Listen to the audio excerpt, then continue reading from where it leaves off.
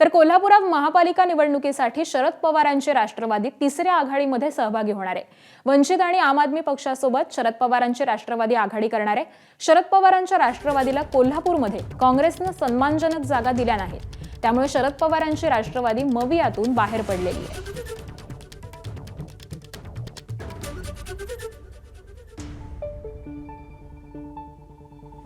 आम्ही त्यांच्यात परत इंडिया आघाडीमध्ये जाण्याचा विचारच येत नाही। आम्ही विचार इंडिया आघाडीचा आमचा आहे, नो डाऊट, त्याच्याबद्दल काय प्रश्न नाही।